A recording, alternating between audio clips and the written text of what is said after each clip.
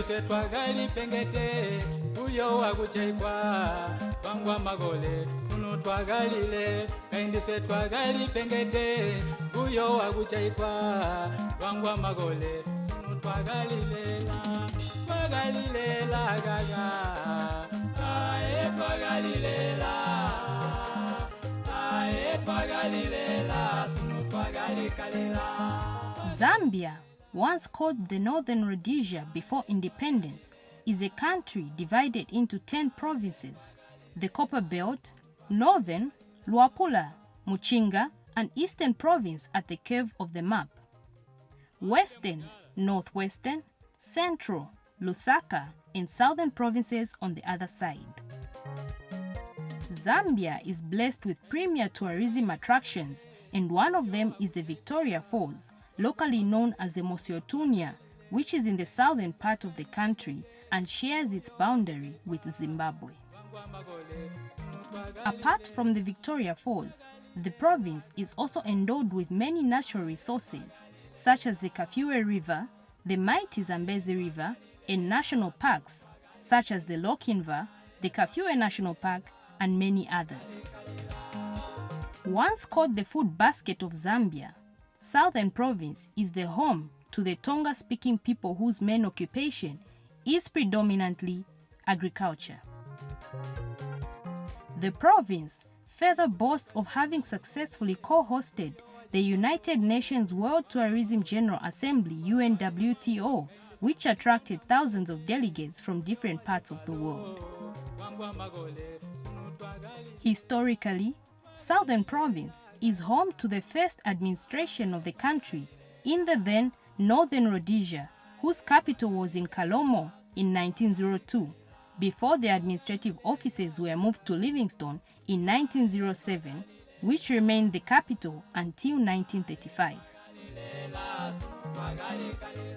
In the late 1940s, the province also started participating in Zambia's struggle for independence, which has resulted in the peace, unity, and economic growth, as Daniel MUNKOMBWE narrates. The journey to get us to where we are now has been very turbulent and long. Long in the sense that the journey was literally started in 1948. And the people who were there were among the many were Mbigusitaliwanika, Nabuliato, and many others. Now, they ran the ANC, so to say, for 3 years. About September 30, 1953, then I was a young student of about 21 years. The 4 of us came to Monze. Monze became very famous for political agitation in the Southern Province generally, but that's where the General Conference, which elected Harimanga Nkumbula replacing Mbigusitaliwanega, and Kenneth Kaunda as Secretary General replacing Robinson Nabuliato. That is where the rejuvenation of the ANC was mooted. Now, from there, for 5 solid years, the African National Congress under Nkumbula encompassed the whole country, and ANC spread. But they agitated for independence now. So Manza Chona and the Paul Kalichin compounded the words of United National Independence Party. The two led that party. And when KK was released from Harare, a meeting was convened where Manza Chona handed over the leadership of UNIP. It is not Kenneth Kaunda who formed UNIP, please. Can those historians who try to to confuse. Mainza Chona and the Paul Kalichini, the two concocted the two words which meant the United National Independence Party. Now, UNIP undercounter spread like wildfire with this people like Sparrows who in Indora coined that if you see anything white with two legs, kill. And when eventually they were charged, when Lillian Barton was killed, Sparrow then changed to say, even a chicken, a white chicken, has two legs. That transition resulted in several meetings in London at the Lancaster House. And then a new constitution was mooted, which was used to produce the independence of 1964. Again, UNIP became victorious, with the ANC being a second largest party in the National Assembly, and MUNKOMBWE became the leader of the opposition, and Kenneth Kaunda became president. With all the happenings, 1964 is the year to remember, as the Union Jack was dropped down and the Zambian flag was raised. Mr. NTOLONGO, who has held on to his United National Independence Party UNIP membership card, witnessed the turn of events. On the eve, yes, about 5 minutes to midnight, the British flag was flying at full mast, which was called the Union Jack. That was the British flag.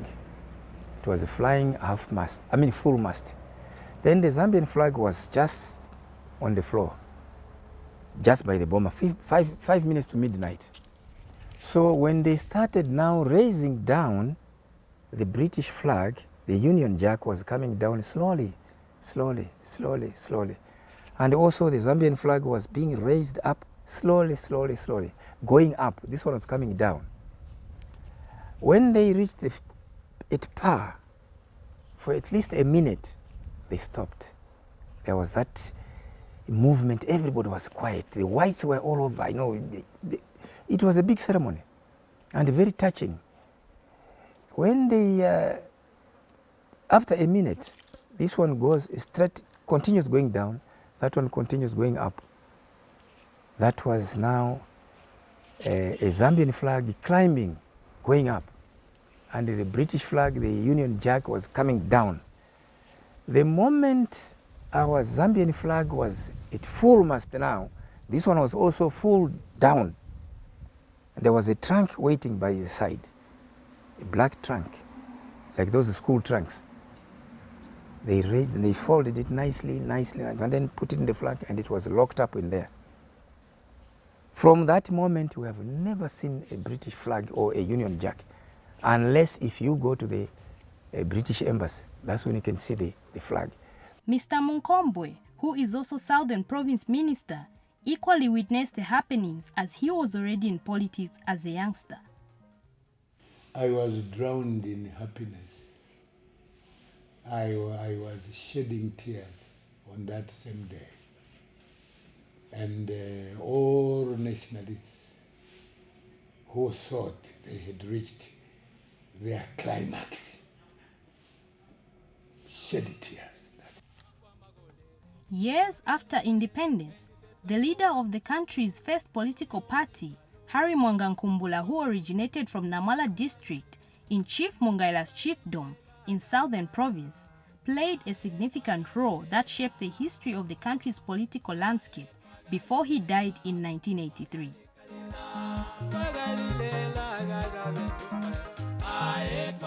One such moment is the signing of the agreement, which is called the Choma Declaration in 1972, between Kenneth Kaunda of UNIP and Harry Mwangankumbula of the African National Congress, ANC. This was done not only for personal benefit, but specifically for peace and unity that the country is still enjoying today. Because of continued fighting, take for instance MacDonald Rushinga, they used to call him Shumba Ye East, the Lion of the East. That man was brutal, but he was brutally murdered by UNIP people, really massacred. And people like Hagapogo in Magoe, he was also killed. Because of that continued friction and the unstable nature of the country, Kenneth Kaunda, in his wisdom, consulted another wise man, MUNKOMBWE, to see if they can't force the two groups of people to the formation of the one-party state, which came to be signed at Choma Secondary School Hall. And fortunately for me, I sat in the middle between the two leaders, the two great leaders, MUNKOMBWE and Kenneth Kaunda. I was interpreting their speeches and moving files.